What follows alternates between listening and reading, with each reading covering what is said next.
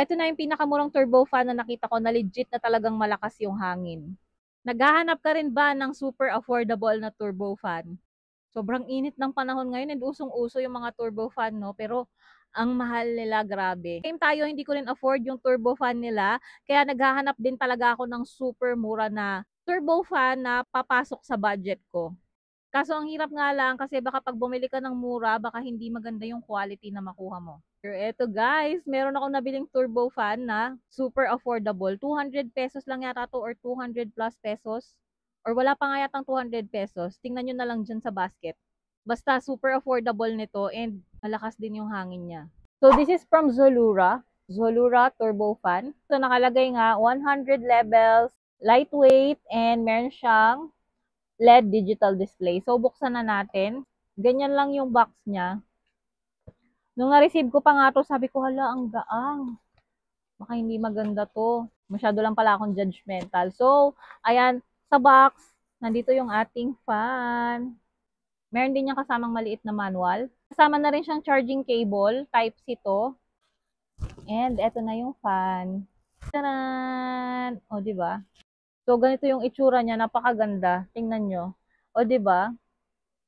Aesthetic din naman kagaya ng mga turbo fan nila. Meron niyang ganito. Hindi ko alam kung anong tawag dito. Pero, ayan. Tumatayo siya. Pwedeng gamiting stand. Pwede mo rin gamiting bitbitan or sabitan. Hindi ko alam kung nade-detach to or what. Parang hindi naman. So, moment of truth. So, meron tong 5 speed. 20, 40, 60, 80, and 100. And malakas din ang hangin yan. See? Para rin siyang blower. And meron din siyang LED indicator display dyan. Nakalagay kung ilang percent na lang yung battery. And kung ilan yung speed mo. 80 lang, malakas na eh. Oh. And eto, na gaganyan siya. So, pwede mo siyang ilapag ng nakaganyan. O, diba? Tutok mo sa'yo. Or pwedeng ganyan. Lakas ng hangin nito, pwede na rin pangtapat doon sa mga turbo fan na pricey. So, sa battery life, naglalast daw to 4 to 12 hours. Depende sa speed, yun ang sabi. Test ko pa rin siya kung gaano talaga siya katagal maglalast. So, maggagawa tayo ng battery test one of these days.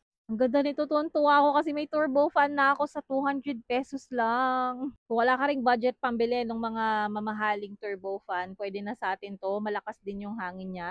I-check out mo na, nandyan lang sa basket.